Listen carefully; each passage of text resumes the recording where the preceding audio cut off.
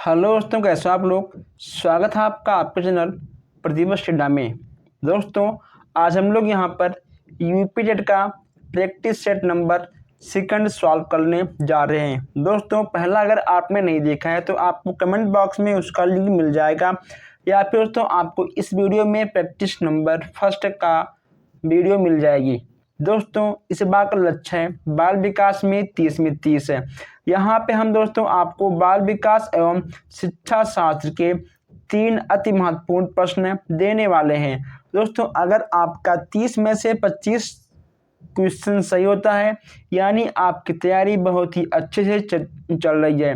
दोस्तों, तो आइए हम लोग यहाँ पर देर न करते हुए, अधिक बात न करते हुए चलते हैं सीधा अपने क्वेश्चंस पर।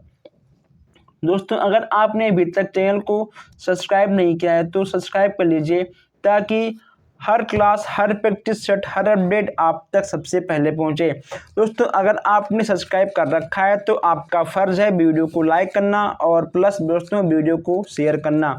अब दोस्तों आइए हम लोग यहाँ पर पहले क्वेश्चन को लेते हैं। आप लोग एक पेन और एक कॉपी लेकर बैठ जाइए। जो क्वेश्चंस आपको अच्छा लगे, सबसे अलग लगे, आप उस क्वेश्चंस को नोट कर लीजिएगा। सीखने की वह अवधि जब सीखने की प्रक्रिया में कोई उन्नति नहीं होता तो वह क्या कहलाएगा। दोस्तों, वह कहलाएगा आपका सीखने का पठार। दोस्तों, पठार से ही आप लोग समझ सकते हो कि किसी चीज़ों का रुकना। ओके दोस्तों, यानी सीखने का रुकना। दोस्तों, अगर सीखना आपका आगे ना बढ़े, तो अगर आपका रुक जाए तो वह आपका सीखने के पठार के अंतर्गत आ जाएगा। अब यहाँ हम देखते हैं क्वेश्चन नंबर 2। दूसरा आपका है बुद्धि लब्धि निकालने का सूत्र क्या है। कभी कभी आपके एग्जाम में डायरेक्ट सूत्र से भी आपके क्वेश्चंस बन जाते हैं। दोस्तों, बहुत ही आसान इसका फार्मूला है, मानसिक आयु बटे वास्तविक आयु गुणे 100। ओके दोस्तों, कभी कभी आपसे क्वेश्चन ने पूछ लेगा कि मानसिक आयु इतना है, वास्तविक आयु उतना है। दोस्तों, आपको कभी कभी वास्तविक आयु मिल जाएगा तो आपको मानसिक आयु निकालना होगा, कभी कभी आपको मानसिक आयु मिल जाएगा और आपको वास्तविक आयु निकालना पड़ सकता है। दोस्तों, आपके बुद्धि से 1 नंबर के क्वेश्चंस आपके एग्जाम में जरूर आ ही जाते हैं। दूसरा का आपका तीसरा बिल्कुल सही हो जाएगा। अब यहाँ हम बात करते हैं सीखने में प्रयास एवं भूल के सिद्धांत का प्रतिपादन किसने किया था। दोस्तों, प्रतिपादन भी आपके क्वेश्चन में आ जाते हैं। अब दोस्तों, यहाँ पर हम सिद्धांत की बात करें, 2 सिद्धांत आपके एक नंबर से जरूर आएंगे। इसमें आपका हो जाएगा थॉर्नडाइक जी ने प्रयास व भूल के सिद्धांत के बारे में बात किया था। अगर दोस्तों जब यहाँ पर थॉर्नडाइक महोदय आ ही गए हैं तो आप लोग हमें थॉर्नडाइक महोदय के बारे में कुछ बताएंगे। अगर दोस्तों आपको कुछ नहीं पता है, अगर मान लो आपको कुछ पता है, तो हम भी यहाँ पे दोस्तों आपको कुछ बताते हैं। अगर दोस्तों थॉर्नडाइक की बात करें तो आपका एक क्वेश्चन बनता है एसआर थ्योरी।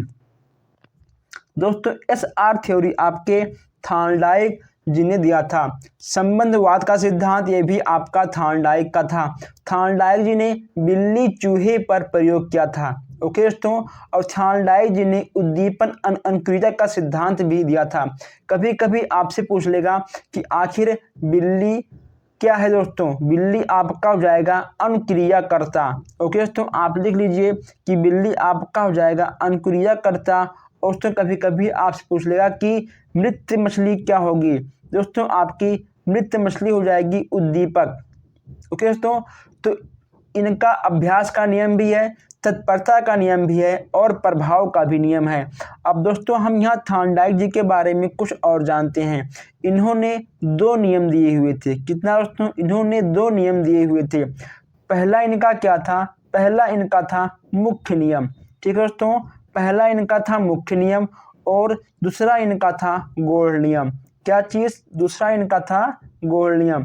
दोस्तों, थॉर्नडाइक जी के बारे में आप लोग अच्छे से पढ़कर जाएंगे, क्योंकि यहाँ से क्वेश्चन अवश्य बन जाएंगे। अब यहाँ हम देखते हैं क्वेश्चन नंबर 4। चौथा आपका है सामान्य संयुक्त कोशिका में गुणसूत्रों के जोड़े कितने होते हैं। अगर दोस्तों बात करें जोड़े के दोस्तों इसमें टोटल 23 जोड़े होते हैं। ओके दोस्तों, इसमें 23 जोड़े होते हैं। अगर तो बात करें कि मानव कोश में कुल 46 गुणसूत्र पाए जाते हैं। ओके दोस्तों, 46 गुणसूत्र पाए जाते हैं। लेकिन दोस्तों अगर ठीक है पूछ ले आपसे कि जोड़े कितने होते हैं, तो आपका आएगा 23। ओके दोस्तों, 23 आपके जोड़े पाए जाते हैं। अब यहाँ हम बात करते हैं 5वें क्वेश्चन की। क्रिया प्रसूत एवं अनुबंधन सिद्धांत के प्रतिपादक कौन थे? क्रिया प्रसूत अनुबंधन सिद्धांत के प्रतिपादक कौन थे? दोस्तों 5वें क्वेश्चन के आपके जाएंगे स्किनर महोदय। स्किनर महोदय जी आपके क्रिया प्रसूत और अनुबंधन सिद्धांत के प्रतिपादक थे। जब दोस्तों हम यहाँ स्किनर महोदय की बात कर रहे हैं, तो आइए हम लोग थोड़ा कुछ और जानते हैं स्किनर महोदय के बारे में। अगर पूछ ले आपका कि आर प्रकार किसने दिया था, आर प्रकार आपका हो जाएगा स्किनर महोदय जी का। ओके दोस्तों, इन्होंने चूहे पर खोज किया था। किस पे दोस्तों?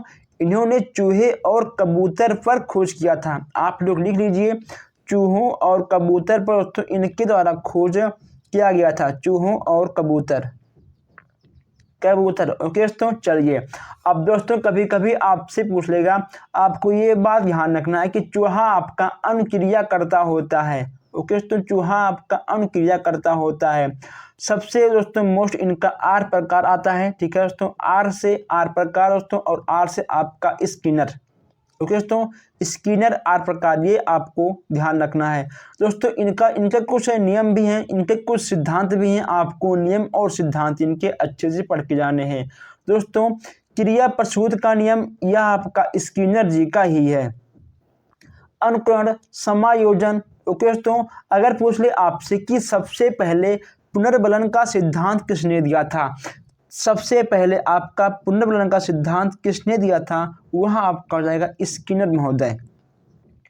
5वें का चौथा आप सबका बिल्कुल सही हो जाएगा। अब यहां हम देखते हैं 6वें क्वेश्चन की ओर। 6वां आपका क्या है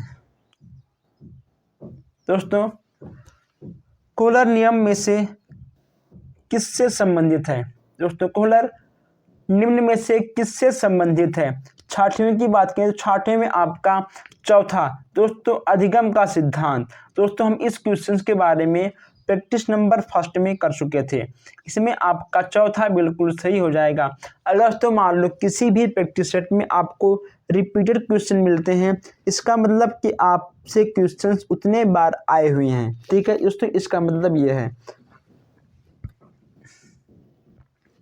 7वां आपका होगा बुद्धि के तरल क्रिस्टलीय प्रतिमान के प्रतिपादक कौन थे? 7वें में आपका हो जाएगा पहला केटल्य। दोस्तों बहुत अच्छा क्वेश्चन था, पहला आपका बिल्कुल सही हो जाएगा। अब 8वां देखते हैं, शिक्षण हेतु मानसिक उद्वेलन प्रतिमान का प्रयोग निम्न में से किसके सुधार हेतु किया जाता है? 8वें की बात करें तो 8वें में आपका नंबर 3 बिल्कुल सही हो जाएगा। ओके दोस्तों, नंबर 3 आपका बिल्कुल सही हो जाएगा। 9वां आपका है गोलमैन निम्न में से किससे संबंधित है? दोस्तों इसमें आपका हो जाएगा संवेगात्मक। ठीक है दोस्तों, संवेगात्मक आपका बिल्कुल सही हो जाएगा। अब यहाँ हम बात करते हैं क्वेश्चन नंबर 10 की। 10वां आपका है निम्न में से कौन शेष से भिन्न है? यानी आपका दोस्तों इसमें से आपका कौन सा होगा कि जो आपका इन चारों में से एक ऐसा है जो आपका सबसे भिन्न है? दोस्तों आपका नंबर 3 सबसे भिन्न है। दोस्तों वह देखने में ही सबसे भिन्न लग रहा है, और हम क्या बताएं। 11वें की बात करें, संज्ञानात्मक संप्राप्ति का न्यूनतम स्तर क्या है? 11वें में आपका पहला ज्ञान। ठीक है, पहला आपका बिल्कुल सही हो जाएगा। अब यहाँ हम देखते हैं 12वें क्वेश्चन को। 12वें आपका क्या होगा? एक बालक जो साइकिल चलाना जानता है, मोटर बाइक चलाना सीख रहा है, वह उदाहरण दोस्तों की तो किसका होगा? 12वें की बात करें तो 12वें में आपका नंबर 2। ओके दोस्तों, आपका नंबर 2 सबसे सही हो जाएगा। अब यहाँ हम बात करते हैं 13वें क्वेश्चंस की। दोस्तों हम आपको बता दें कि हम बस केवल यहाँ पर आपके प्रश्नों की उत्तर के जवाब देते हुए आगे बढ़ेंगे। जो क्वेश्चंस हमको कुछ बताने, कुछ बोलने की आवश्यकता होगी दोस्तों, हम उस क्वेश्चन पर ज़रूर आपको बोलेंगे, समझाएंगे। दोस्तों हम यहाँ पर आपके दिमाग को, आपके तैयारी को यहाँ पर जानने के लिए आए हुए हैं कि आपकी तैयारी कितनी हो चुकी है और कितनी बाकी है। निम्न में से कौन सा अधिगम के पठार का कारण नहीं है? दोस्तों इसमें आपको बताना है कि इसमें से आपका कौन सा पठार का कारण नहीं है। 13वें की बात करें तो 13वें में आपका दूसरा दोस्तों यानी विद्यालय का असहयोग। दोस्तों विद्यालय का असहयोग यह कोई भी अधिगम के पठार का कारण कभी नहीं बन सकता है। दोस्तों नंबर 4, अधिगम अनुभव और प्रशिक्षण के परिणाम स्वरूप व्यवहार में परिवर्तन या कथन किसके द्वारा दिया गया है? कथन भी आपको याद करना बहुत ही आवश्यक है। कथन से भी आपके क्वेश्चन से बन जाते हैं। गेट्स व अन्य, यानी आपका पहला बिल्कुल सही हो जाएगा। स्टैनफोर्ड विनय परीक्षण मापन करता है। दोस्तों 15वें में आपका हो जाएगा, आप लोगों ने इसे सेमेस्टर में अपने पढ़ा होगा, बुद्धि का। ओके दोस्तों, बुद्धि का परीक्षण करता है। यानी आपका 15वें का नंबर 3 बिल्कुल सही हो जाएगा। अब यहाँ हम बात करते हैं आपके 16वें क्वेश्चन की। 16वां आपका हो जाएगा, अंतर्मुखी व्यक्तित्व एवं बहुमुखी व्यक्तित्व का वर्गीकरण किसने किया था? यानी आपका 16वें में आपका दोस्तों 16वें में आपका नंबर 2 आपका बिल्कुल सही हो जाएगा, यानी आपका गुंज आपका सही हो जाएगा। अब यहाँ देखते हैं 17वां क्वेश्चन से, बच्चों के मानसिक विकास को प्रभावित करने वाले कारक हैं। 17वें में आपका बच्चे के मानसिक विकास को प्रभावित करने के कारक कौन से हैं? 17वें में आपका नंबर 2 आपका बिल्कुल सही हो जाएगा। 18वां आपका है, निम्न में से कौन सा शारीरिक विकास का एक प्रमुख नियम है? निम्न में से कौन सा शारीरिक विकास का एक प्रमुख नियम है? दोस्तों 18वें की बात करें तो 18वें में आपका नंबर 3 द्रुतगामी विकास के नियम, यानी आपका 18वें का तीसरा बिल्कुल सही हो जाएगा। अब यहाँ हम देखते हैं 19वां क्वेश्चन से। इसमें आपका क्या होगा, निम्न में से कौन सा विकास का सिद्धांत नहीं है? दोस्तों बहुत ही आसान क्वेश्चन है। निम्न में से कौन सा विकास के सिद्धांत का नियम नहीं है? 19वें में से आपका दोस्तों हो जाएगा क्वेश्चन दोस्तों आपको हो जाएगा आंसर नंबर 1 है, यानी आपका अनुकूलित प्रत्यावर्तन का सिद्धांत। दोस्तों यह विकास का सिद्धांत नहीं है, पहला आपका बिल्कुल सही हो जाएगा, यानी आपका जो गलत है वही आपका सही होगा। 20वां आपका है, विकास के परिणाम स्वरूप नवीन विशेषताएं और नवीन योग्यताएं प्रकट होती हैं, यह कथन किसने दिया था? दोस्तों 20वें की बात करें तो 20वां में आपका पहला बिल्कुल सही हो जाएगा। दोस्तों पहला आपका सही होगा। अब यहाँ हम बात करते हैं 21 की मूल। दोस्तों हम 21 देखने से पहले हम आपको दोस्तों बता दें कि अभी तक आप लोगों ने वीडियो को लाइक नहीं किया है। अगर हम आपसे लाइक करने के लिए ना बोलें तो आप लोग वीडियो को लाइक करते नहीं हो। आप लोग वीडियो को लाइक करिए, शेयर करिए। जो हमारे भाई बहन बिना सब्सक्राइब किए इस प्रैक्टिस सेट को सॉल्व कर रहे हैं वो लोग प्लीज़ चैनल को सब्सक्राइब कर लें, ताकि हर क्लास हर अपडेट दोस्तों आप तक सबसे पहले पहुँचे। ओके दोस्तों, आइए हम लोग अब चलते हैं 21 क्वेश्चन पर। मूल प्रवृत्तियों के 14 प्रकार से किसने वर्गीकृत किया है? यहाँ आपको बताना है कि मूल प्रवृत्तियों को 14 प्रकार से किसने वर्गीकृत किया है। 21 की बात करें तो 21 में आपका हो जाएगा दूसरा दोस्तों मैकडूगल, दूसरा आपका बिल्कुल सही हो जाएगा। अब यहाँ देखते हैं 22वां क्वेश्चन से, किसी दूसरी वस्तु की अपेक्षा एक वस्तु पर चेतन का केंद्रीकरण अवधान है, यह तो कथन किसका है? किसी दूसरी वस्तु की अपेक्षा एक वस्तु पर चेतना का केंद्रीकरण अवधान है। दोस्तों यह आपका आएगा 22 का आपका आएगा दूसरा यानी रास का आपका हो जाएगा निम्न में से कौन सा सीखने के मुख्य नियमों में शामिल नहीं है। 23 की बात करें तो 23 में आपका बहु अनुक्रिया के नियम यानी आपका नंबर 3 बिल्कुल सही हो जाएगा। अब यहाँ हम देखते हैं 24 की बात करें 12 वर्ष से 16 वर्ष के बच्चों के लिए हिंदी में डॉक्टर एस जलोटा ने कौन सा परीक्षण प्रतिपादित किया है। अगर दोस्तों बात करें कि 12 वर्ष से 16 वर्ष के बच्चों के परीक्षण के लिए दोस्तों क्या प्रतिपादित किया है, दोस्तों कौन सा परीक्षण 24 में आपका हो जाएगा दूसरा यानी आपका साधारण मानसिक योग्यता परीक्षण। क्योंकि दोस्तों साधारण मानसिक योग्यता परीक्षण आपका 24 का दूसरा बिल्कुल सही हो जाएगा।